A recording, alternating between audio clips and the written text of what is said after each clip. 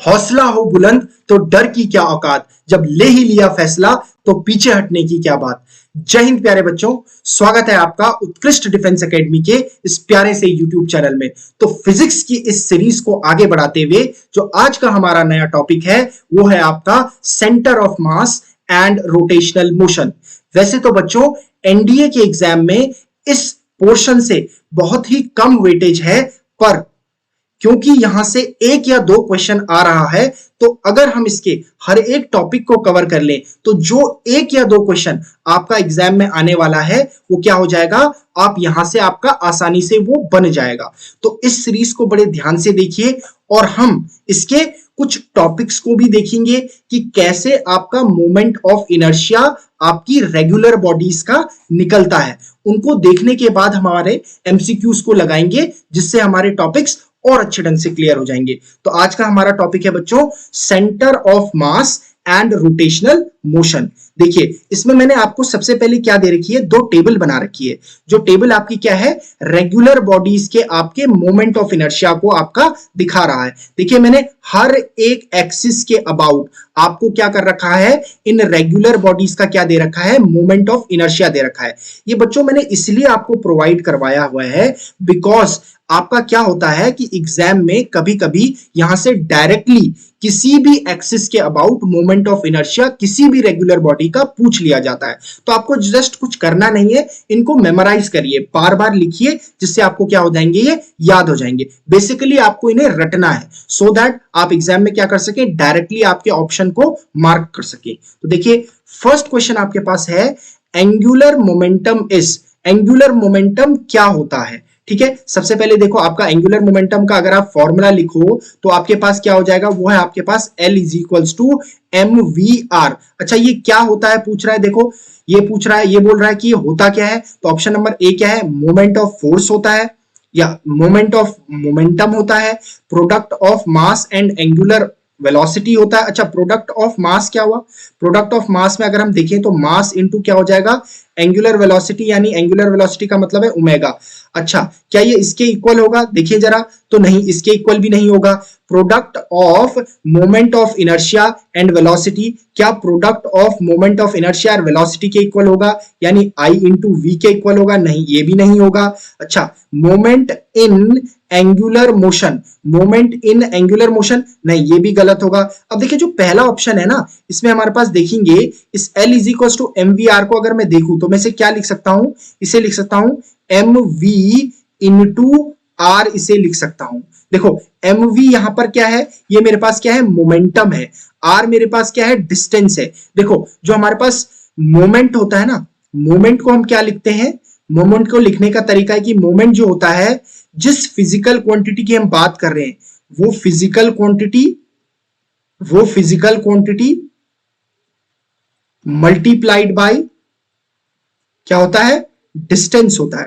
अच्छा अब अगर आप देखोगे कि यहां पर हमारे पास फिजिकल क्वांटिटी क्या है, ये मोमेंटम है मेरे पास, फिजिकल क्वांटिटी इनटू डिस्टेंस है, तो क्या हम इसे ऐसा कह सकते हैं कि मोमेंट ऑफ मोमेंटम, बिल्कुल कह सकते हैं, क्योंकि ये इस डेफिनेशन को क्या कर रहा है, सेटिस्फाई कर रहा है। और हमें दे क्या रहा है, ये mvr दे रहा है, और हमारे पास एंगुलर मोमेंटम भी क्या होता है, वो भी हमारे पास क्या होता है, mvr होता है। So our A option will be correct. अच्छा नेक्स्ट क्वेश्चन की तरफ को जाते हैं। अगला क्वेश्चन क्या पूछ रहा है, radius of gyration, radius of gyration क्या है हमारे पास, of a body depends on. अच्छा इसके लिए पहले हमें क्या पता होना चाहिए, फॉर्मूला पता होना चाहिए।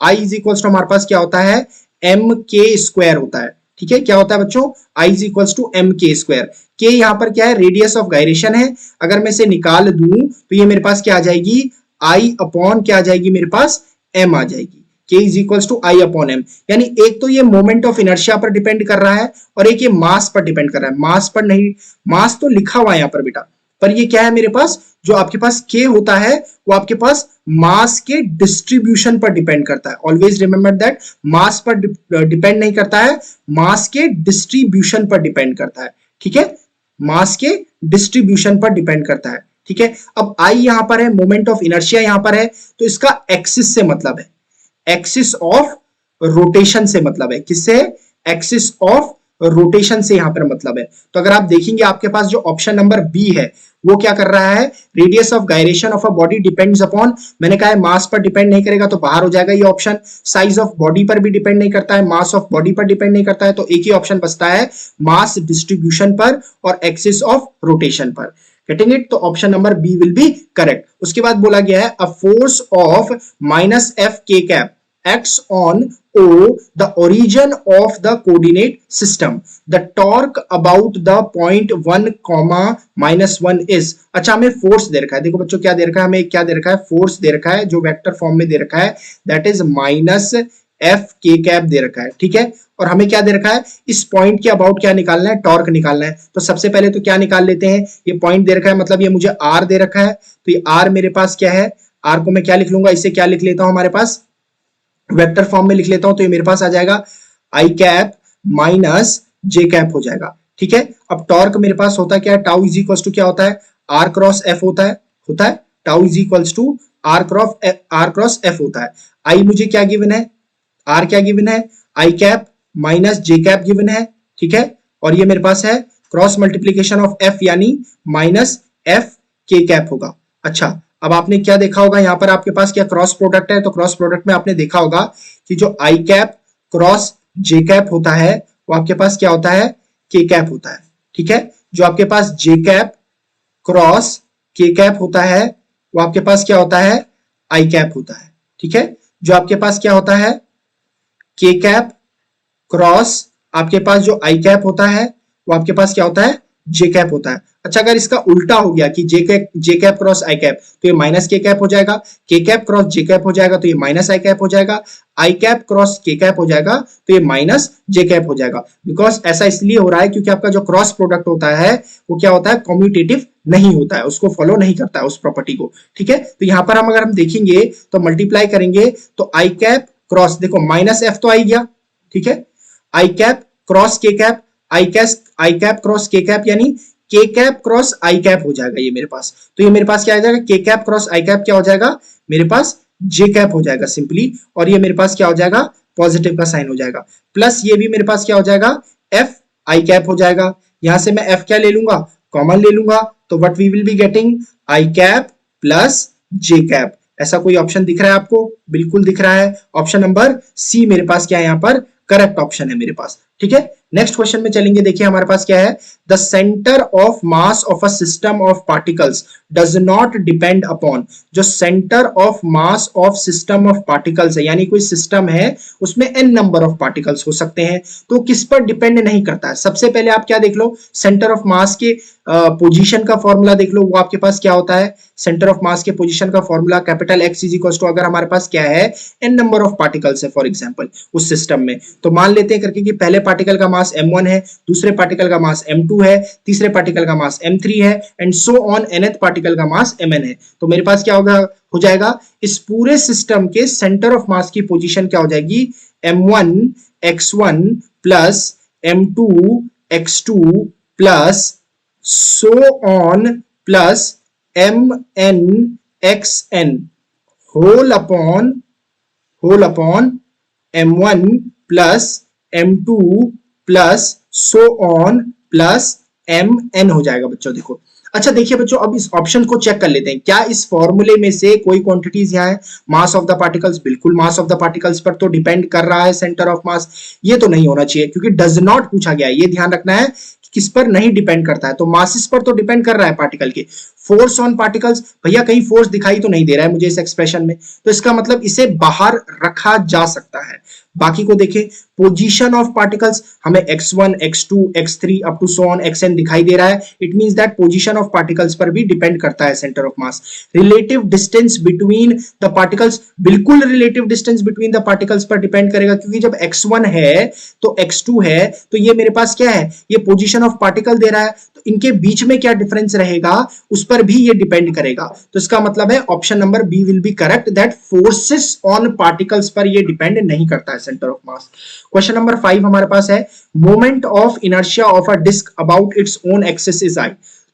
बच्चों एक बात ध्यान रखना है कि जब अबाउट ओन एक्सिस दे रखा है तो मतलब उसकी डायमीटर से बात चल रही है, उसके डायमीटर से बात चल रही है। Its moment of inertia about tangential axis in its plane is, अच्छा क्या बोल रखा है हमें, किसका मोमेंट ऑफ इनर्शिया दे रखा है, डिस्क का मोमेंट ऑफ इनर्शिया दे रखा है उसके अपने ही एक्सिस के अबाउट, जो कि आई है, हमें निकालना है उसके टेंजेंट के अबाउट निकालना है। अच्छा ठीक है, अगर मेरे पास मैं डिस्क को देखूं तो डिस्क कुछ इस तरीके से होगी,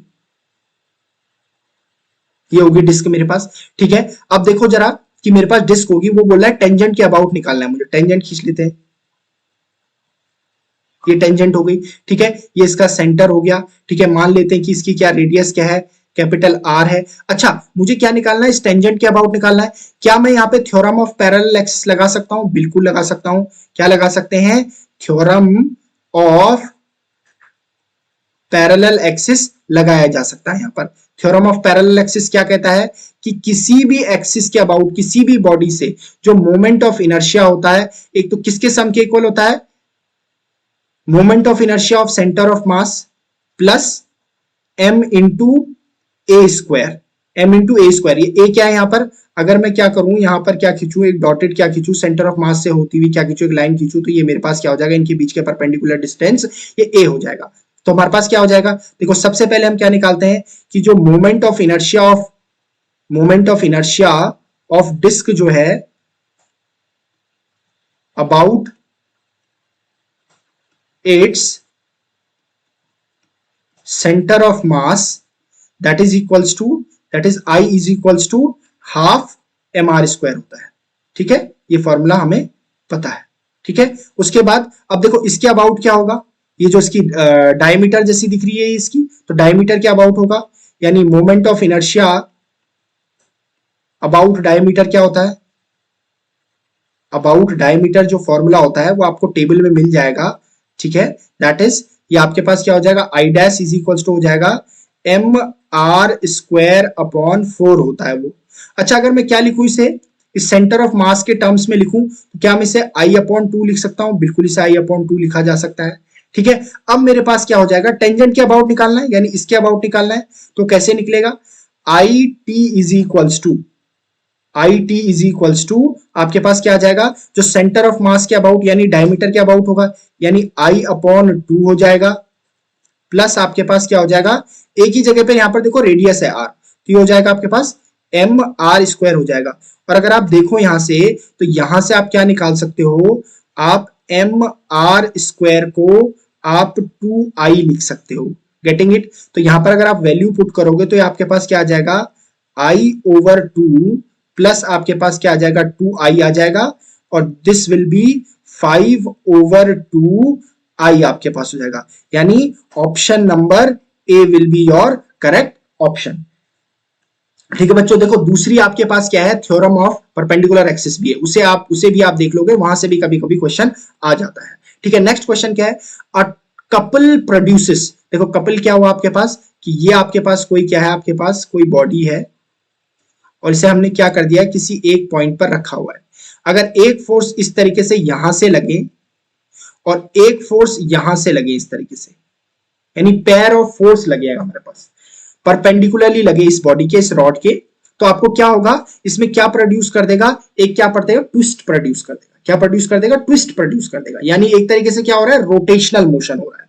तो प्योरली लीनियर मोशन तो गलत हो गया, प्योरली रोटेशनल मोशन बिल्कुल हो रहा है, लीनियर और रोटेशनल दोनों साथ में नहीं हो रहा है, मोशन नहीं हो रहा है ऐसी कोई बात यहां पर हो नहीं रही है, क्योंकि घूम रही है बॉडी, तो मोशन तो हो रहा है, लेकिन प्योरली रोटेशनल मोशन हो रहा है, गेटिंग इट। तो option number B will be correct यहां पर, ठीक है।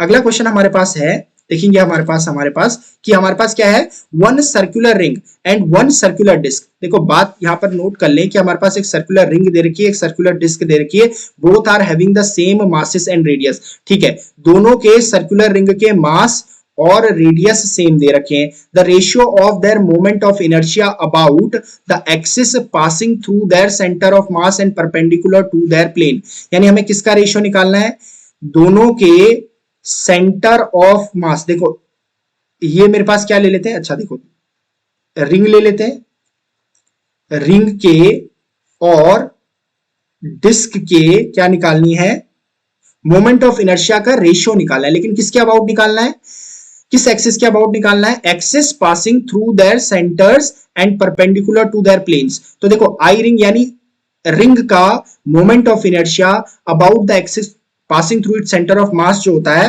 वो होता है आपके पास mr² होता है। ऐसे ही आपके पास डिस्क के लिए जो होता है वो होता है 1/2 mr² होता है।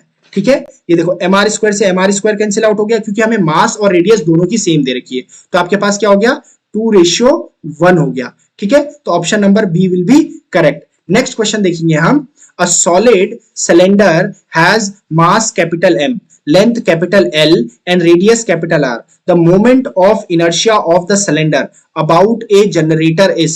अच्छा, अब एक बात को बड़े ध्यान से रख लेंगे कि यहां पर जो हमारे पास जनरेटर है, जनरेटर किसे कहा जाएगा? जनरेटर उसे कहा जाएगा जो क्या होगा आपके पास, अगर मैं सिलेंडर को बनाऊं, देखो ये मेरे पास सिलेंडर है, ये मेरे पास सिलेंडर है, देखिए।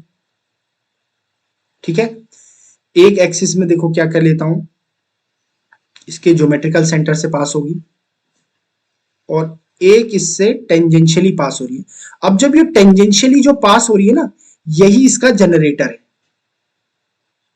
यही इसका क्या है, जनरेटर है।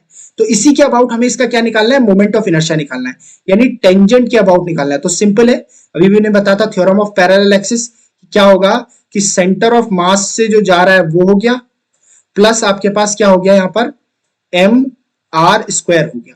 ठीक है, या ma² हो गया, यहाँ पर रेडियस r है, यहाँ पर ये r है, तो इसलिए मैंने क्या ले लिया, mr² ले लिया। अच्छा, moment of inertia of cylinder about A axis passing through क्या होगा, उसके ज्योमेट्रिकल सेंटर से जो पास होता है वो क्या होता है आपके पास mr²/2 होता है। ठीक है, और ये आपके पास क्या हो जाएगा, mr² हो जाएगा। तो अगर आप देखोगे तो ये आपके पास क्या आ जाएगा, 3/2 mr² हो जाएगा। ठीक है, आपके पास क्या हो जाएगा, 3/2 mr² हो जाएगा। तो option number D will be correct. ठीक है, नेक्स्ट क्वेश्चन में चले हम, तो हमारे पास क्या है, a wheel of mass 110 kg has a moment of inertia 160 kg meter square about its own axis. The radius of gyration will be। अच्छा, हमें क्या क्या दे रखा है, देखो जरा, हमें मास दे रखा है 10 kg। ठीक है, मास दे रखा है 10 kg, हमें मोमेंट ऑफ इनर्शिया दे रखा है I is equals to 160 kg metre square दे रखा है। हमें क्या निकालना है, उसका रेडियस ऑफ गायरेशन निकालना है। रेडियस ऑफ गायरेशन के लिए हमने अभी अभी फॉर्मूला देखा था, I is equals to under root of आपके पास क्या था, K is equals to under root of I over आपके पास क्या था, M आया था। ठीक है, तो इसे अगर आप निकालेंगे तो अंडर रूट ऑफ I आपके पास क्या है, I आपके पास है 160 और आपके पास क्या है, ये 10 है, 0 से 0 कैंसिल हो जाएगा, तो आपके पास क्या आ जाएगा, यहाँ से 4 मीटर आपके पास क्या आ जाएगा, यहाँ से इसकी रेडियस ऑफ जायरेशन आपके पास आ जाएगी। That is option number D is correct. Okay, next question अगर हम देखेंगे वो क्या कह रहा है, नेक्स्ट क्वेश्चन क्या कह रहा है, a particle performing uniform circular motion. अच्छा, इसे अंडरलाइन कर लो, क्या कर रहा है, पार्टिकल यूनिफॉर्म सर्कुलर मोशन कर रहा है, हैज एंगुलर मोमेंटम एल। ठीक है, एंगुलर मोमेंटम एल है, एक पार्टिकल क्या कर रहा है, यूनिफॉर्म सर्कुलर मोशन कर रहा है जिसका एंगुलर मोमेंटम कैपिटल एल है। If it's angular frequency is doubled, एक देखो हमें इन्फो दे दी है कि उसकी एंगुलर फ्रीक्वेंसी को क्या कर दिया गया है, डबल कर दिया गया है, and it's kinetic energy is halved. ठीक है, और काइनेटिक एनर्जी को आधी कर दी गया है, तो न्यू एंगुलर मोमेंटम क्या होगा। ठीक है, एक बॉडी जो यूनिफॉर्म सर्कुलर मोशन कर रही है उसका एंगुलर मोमेंटम कैपिटल एल है, उसके एंगुलर फ्रीक्वेंसी को डबल कर दिया है और उसकी काइनेटिक एनर्जी को आधा कर दिया है, तो उसका नया एंगुलर मोमेंटम क्या होगा। तो देखिए हमारे पास जो एंगुलर मोमेंटम होता है वो हमारे पास उसके लिए फॉर्मूला होता है L is equals to I omega होता है। और काइनेटिक एनर्जी के लिए जो फॉर्मूला हमारे पास होता है रोटेशनल मोशन में वो 1/2 आई ओमेगा स्क्वायर होता है। ठीक है, अच्छा यहां से देखो जरा, मैं इसे क्या लिख सकता हूं, क्या मैं इसे ऐसा लिख सकता हूं 1/2, अच्छा इसे आई को लिख लेता हूं L अपॉन ओमेगा, यहां से आई को क्या लिख लेता हूं, इसे क्या लिख लेता हूं L अपॉन ओमेगा लिखता हूं, तो ये मेरे पास क्या हो जाएगा, आई की जगह L अपॉन ओमेगा हो जाएगा और ओमेगा स्क्वायर तो पहले से यहां पर था। अच्छा मैं देखूंगा तो ये मेरे पास क्या आ जाएगा 1/2 L ओमेगा आ जाएगा। ठीक है, let it be equation number 1 कह लेते हैं इसे। ठीक है, सिर्फ सब्स्टिट्यूशन कर रहे हैं, मैनिपुलेशन कर रहे हैं यहाँ पर। देयरफॉर आपके पास क्या हो जाएगा, यहां से अगर मैं देखूं तो मैं अगर L को निकालूं इक्वेशन नंबर 1 से, तो L इज इक्वल टू मेरे पास क्या आ जाएगा 2K अपॉन ओमेगा आ जाएगा, बिल्कुल आ जाएगा यहाँ पर। अब देखो ये तो हो गई सिचुएशन नॉर्मल केस में, लेकिन अब क्या किया जा रहा है, उसकी एंगुलर फ्रीक्वेंसी ओमेगा को 2 गुना कर दे रहे हैं, काइनेटिक एनर्जी को आधी कर दे रहे हैं, तो आपके पास क्या हो जाएगा, ये करने के बाद एल डैश जो हो जाएगा उसके क्या कर रहे हैं, काइनेटिक एनर्जी को क्या कर रहे हैं, काइनेटिक एनर्जी को आधी कर रहे हैं। आपके पास क्या है, ये फॉर्मूला हो जाएगा 2k dash upon omega dash हो जाएगा।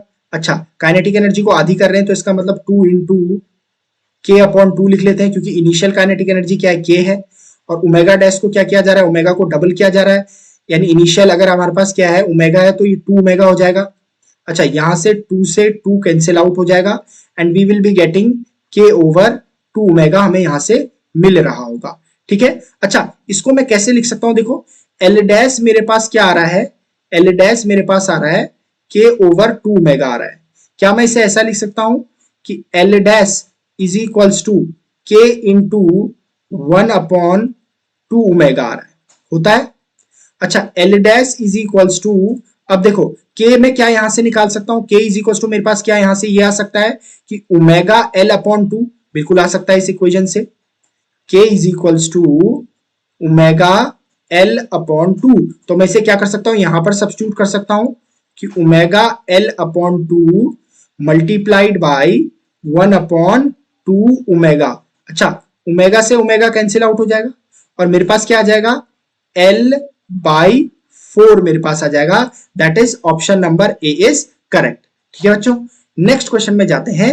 हमारे पास क्या है, two bodies have their moment of inertia I and 2i। ठीक है, हमारे पास दो बॉडीज है जिनका मोमेंट ऑफ इनर्शिया, एक का i है दूसरे का 2i है respectively, about their axis of rotation. किसके अबाउट है, एक्सिस ऑफ रोटेशन के अबाउट उसका मोमेंट ऑफ इनर्शिया है। If their kinetic energy of rotation are equal, ठीक है, kinetic energy of rotation equal है, their angular momenta will be in the ratio. अच्छा, kinetic energy of rotation, kinetic energy of rotation का क्या मतलब है, यानी रोटेशन की जो काइनेटिक एनर्जी होती है वो आपके पास क्या होती है, हाफ आई ओमेगा स्क्वायर होती है। ये दोनों बॉडीज की क्या है, सेम है। तो हमें क्या निकालना है, हमें इनके अगर हम देखें तो L A upon L B का रेशियो निकालना है, एंगुलर मोमेंटम का रेशियो निकालना है दोनों बॉडीज का। ठीक है। अच्छा, हमें दोनों की क्या दे रखी है, काइनेटिक एनर्जी इक्वल दे रखी है, तो मैं इसे ऐसा लिख सकता हूं के ए ओवर के बी इज इक्वल्स टू, आपके पास क्या हो जाएगा, देखो पहले की काइनेटिक एनर्जी क्या हो जाएगी, 1 अपॉन 2 आई ओमेगा स्क्वायर हो जाएगी। ठीक है, लेकिन दूसरे की क्या हो जाएगी, 1 अपॉन 2, क्योंकि दूसरे का मोमेंट ऑफ इनर्शिया क्या दे रखा है, 2i दे रखा है, 2i ओमेगा, ये आ जाएगा ओमेगा ए स्क्वायर, ये ओमेगा बी स्क्वायर हो जाएगा। ठीक है, अब देखो हाफ से तो हाफ कैंसिल आउट हो गया। अच्छा, यहां से अगर हम देखें, हमारे पास देखें काइनेटिक एनर्जी इक्वल दे रखी है, तो काइनेटिक एनर्जी अगर इक्वल दे रखी है तो ये 1/1 हो जाएगा और ये मेरे पास हो जाएगा omega A square upon 2 omega B square आपके पास हो जाएगा। अच्छा, यहां से क्या निकल सकता है, क्या यहां से ऐसी इंफॉर्मेशन निकल सकती है कि that is omega A square upon omega B square is equals to 2/1। इसका मतलब यहां से मुझे एक इंफॉर्मेशन मिल सकती है कि omega A over omega B is equals to √2 ratio 1, बिल्कुल मिल सकती है। हमें किसका रेशियो निकालना है, एंगुलर मोमेंटम का रेशियो निकालना है। एंगुलर मोमेंटम यानी L A upon L B हो गया, and L is equals to क्या होता है, आई ओमेगा होता है।